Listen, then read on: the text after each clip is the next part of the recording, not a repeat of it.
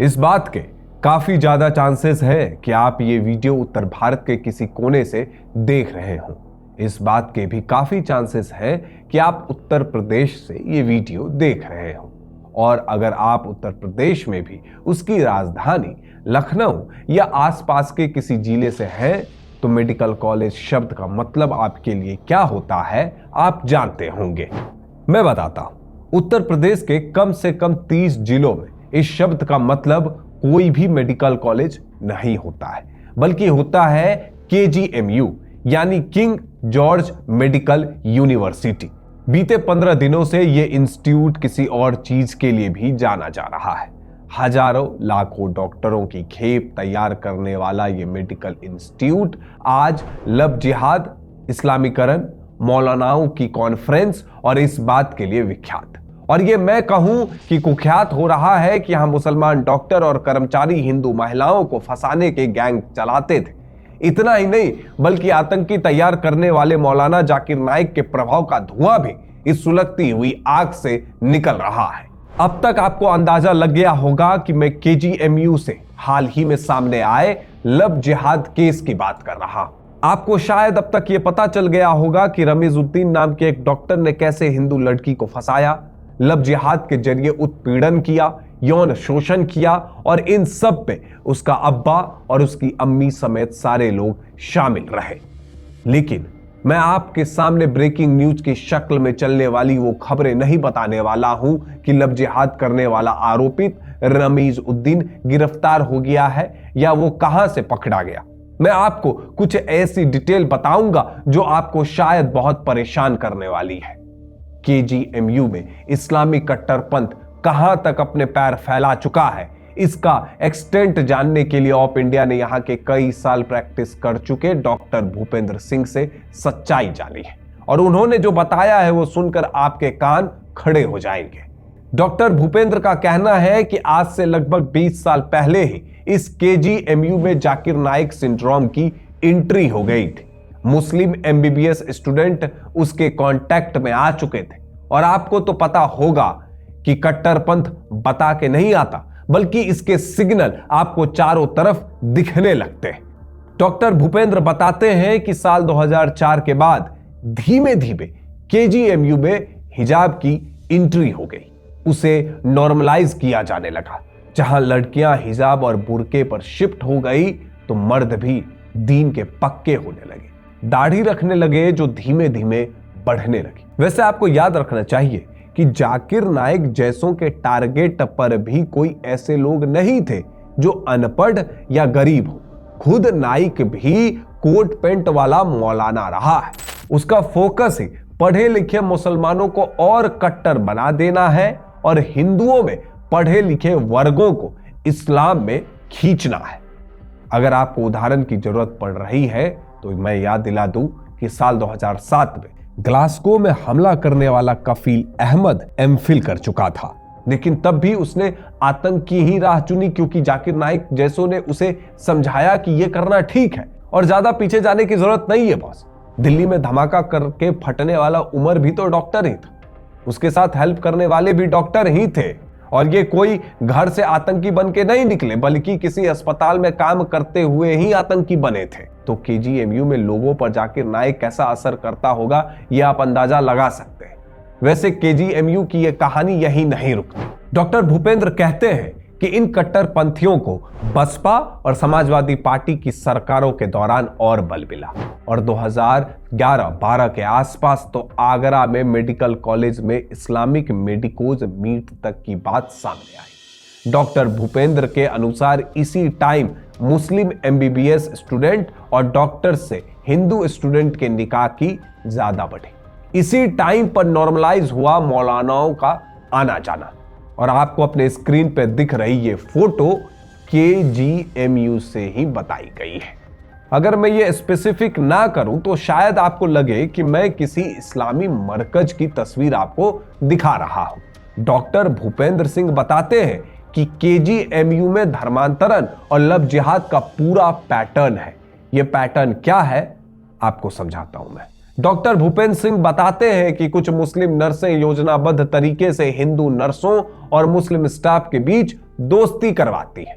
धीरे धीरे बात शारीरिक संबंधों तक पहुंच जाती है और फिर धर्म परिवर्तन की दिशा में दबाव बनाया जाता है। डॉक्टर भूपेंद्र का दावा तो यहां तक है कि केजीएमयू के गांधी वार्ड में नर्सिंग स्टाफ की एक महिला का धर्मांतरण कराकर निकाह कराया गया और एक अन्य मामले में धर्मांतरण हो चुका है और निकाह की तैयारी बताई जा रही है। यहां तक कि रेप का एक और मामला भी यहां से सामने आ चुका है। केजीएमयू के एक इंटर्न डॉक्टर मोहम्मद आदिल पर नर्सिंग छात्रा के साथ बलात्कार करने का आरोप लगाया गया था। बताया जाता है कि इससे पहले उसके कई संबंध हिंदू लड़कियों के साथ थे और जहां लव जिहाद हो, इस्लामी कट्टरपंथ हो, मौलानाओं की तकरीरें हो, वहां भला जमीन पर कब्जा कैसे नहीं होगा। अप्रैल 2025 में केजीएमयू में एक अवैध मजार को तोड़ने पर जब पुलिस और प्रशासन पहुंची तो यहां पत्थरबाजी हो गई थी। लेकिन किसी इंस्टीट्यूट में दीमक ऐसे ही नहीं लगता, बल्कि इसके लिए सिस्टम को कमजोर करना होता है। जाकिर नाइक की एंट्री हो या इस्लामी मौलानाओं की तस्वीरें, ये लोग तब तक एंट्री नहीं पा सकते हैं जब तक इस संस्थान के कुछ लोगों को कट्टरपंथ के प्रति प्रेम ना उमड़े। और केजीएमयू के इस समय क्या हाल है आप रमीज उद्दीन के केस से समझ सकते हैं, क्योंकि केजीएमयू में इंट्रोडॉक्ट्रिनेशन का यह मामला सिर्फ छात्रों या जूनियर डॉक्टर तक सीमित नहीं है। आरोप है कि केजीएमयू में नीचे से ऊपर तक यानी वीसी से लेकर प्रोफेसर स्तर तक इस कट्टर सोच की घुसपैठ हो गई है। डॉक्टर भूपेंद्र ने बताया कि जब डॉक्टर रमीज का मामला सामने आया तब पीड़िता के पिता उसी दिन विभागाध्यक्ष यानी एचओडी सुरेश बाबू के पास पहुंचे जिस दिन उनकी बेटी ने आत्महत्या करने की कोशिश की थी, लेकिन तब उनकी बात नहीं सुनी गई। आरोप है कि विभाग के दो कट्टर फैकल्टी डॉक्टर सुमायरा कयूम और डॉक्टर वाहिद अली ने फैकल्टी मीटिंग में विभागाध्यक्ष सुरेश बाबू पर दबाव बना दिया। यह भी आरोप है कि इसके बाद रेप पीड़िता को मानसिक तौर पर अस्थिर तक बताने की कोशिश की। सूत्र तो यहां तक कहते हैं कि कॉलेज के जूनियर डॉक्टर से यह लिखने का दबाव डाला गया कि हिंदू पीड़िता का चाल चलन ठीक नहीं है। मामले में कार्रवाई भी तब चालू की गई जब हिंदू संगठनों ने दबाव बनाया। हिंदू पीड़िता की सुनवाई क्यों नहीं हुई और केजीएमयू पर इस्लामीकरण को बढ़ावा देने के आरोप क्यों लग रहे हैं, उसके कई कारण हैं। आरोप यहां तक है कि यूनिवर्सिटी के वीसी ऑफिस में कट्टर लोग बैठे हैं जो कार्रवाई को प्रभावित कर रहे हैं और रमीज जैसे लोगों को संरक्षण दिला रहे हैं। और इसका एक सिरा समाजवादी पार्टी की अखिलेश सरकार से भी जाकर जुड़ता है। डॉक्टर भूपेंद्र सिंह ने आरोप लगाया है कि जब समाजवादी पार्टी की सरकार थी तब केजीएमयू में बड़े स्तर पर मुस्लिम फैकल्टी भरी गई थी। बीजेपी के प्रवक्ता और वकील प्रशांत उमराव ने केजीएमयू के वीसी ऑफिस के मुस्लिम समर्थक होने का दावा किया है। प्रशांत का ट्वीट आप स्क्रीन पर देख सकते हैं। और आरोप तो यहां तक है कि संस्थान के मुस्लिम डॉक्टरों के हर कुकृत्य पर पर्दा डाला जा रहा है। क्यों हड़ताल की धमकी दी जा रही है? और अगर केजीएमयू का प्रशासन कॉम्प्लेसेंट नहीं है या फिर उसके सिस्टम में बैठे कुछ लोग ये घटना होने कैसे देते रहे? कैसे कोई रमीजुद्दीन हिंदू लड़की को प्रताड़ित करता रहा? कैसे रमीज को नौकरी देने से पहले या बाद में उसका बैकग्राउंड चेक नहीं किया गया और अंत में जब शिकायत आई तो उसे दबाया क्यों गया? आखिर केजीएमयू की वीसी सोनिया नित्यानंद और बाकी लोग इस मामले में बैकफुट पर क्यों है? अगर आपके कॉलेज में सब कुछ ठीक है तो खुल के बोलिए ना भाई। वैसे रमीज भी कोई ऐसा आदमी नहीं है जो इनोसेंट हो। हिंदू बच्ची को शिकार करने वाले इस रमीज की कहानी भी काफी प्रॉब्लमैटिक है।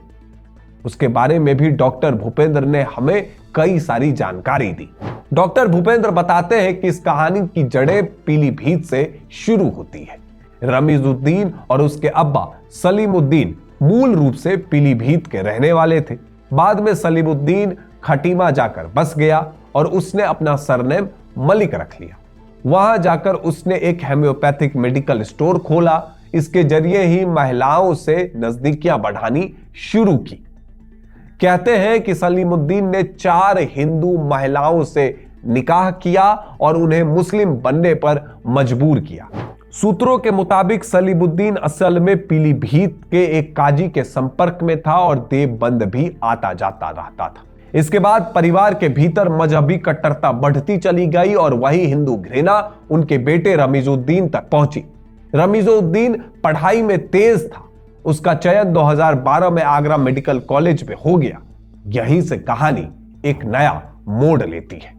केजीएमयू में डॉक्टर रहे भूपेंद्र सिंह बताते हैं कि यह बात साल 2012 की है, जब रमीज ने आगरा के एसएन मेडिकल कॉलेज में एमबीबीएस में दाखिला लिया। इसी दौरान आगरा मेडिकल कॉलेज में इस्लामिक मेडिकोज मीट नाम से बैठक होने लगी और इन बैठकों में मौलाना और सीनियर छात्र जूनियर्स को यह सिखाने लगे कि हिंदू लड़कियों से कैसे नजदीकियां बढ़ाई जाए। इस्लामिक मेडिकोज के नाम पर एक व्हाट्सएप ग्रुप भी था जिसमें ये कट्टरपंथी जुड़े हुए थे। डॉक्टर भूपेंद्र ने कहा कि उस कॉलेज में कई मुस्लिम डॉक्टरों ने हिंदू लड़कियों को प्रेम जाल में फंसाया और बाद में उनका धर्म परिवर्तन कराया। रमीज के भी 4-5 करीबी मुस्लिम दोस्त थे जो इसी सोच के साथ काम कर रहे थे। केजीएमयू में उसका एक दोस्त पिछले 1 साल से इसी तरह की गतिविधियों में लगा हुआ है और इसी सोच का परिणाम है कि रमीज आज जब गिरफ्तार हुआ है तो उसका नेक्सस मिल रहा है। रिपोर्ट्स में यह भी है कि उसके लिंक पीएफआई तक से। वैसे इस्लामीकरण की यह समस्या सिर्फ केजीएमयू या आगरा तक सीमित नहीं।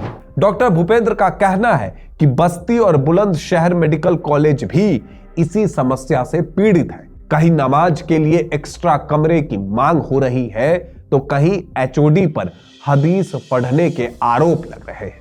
कुल मिलाकर केजीएमयू से जो जिन लव जिहाद के मामले के रूप में बाहर निकला है, ये कोई स्टेड अलोन केस नहीं है, बल्कि ये वो वार्निंग है जिससे हमें समझ जाना चाहिए कि इस देश में हर शहर में एक अल फलाह मेडिकल कॉलेज पनप रहा है। हर शहर में कोई डॉक्टर उमर तैयार हो रहा है, उसको शह देने वाली डॉक्टर शाहीन तैयार हो रही है और फिर आतंक को सपोर्ट देने और आतंकियों को छोड़ने वाली लॉबी तो है ही उनकी मदद करने के लिए। देखते रहिए ऑप इंडिया।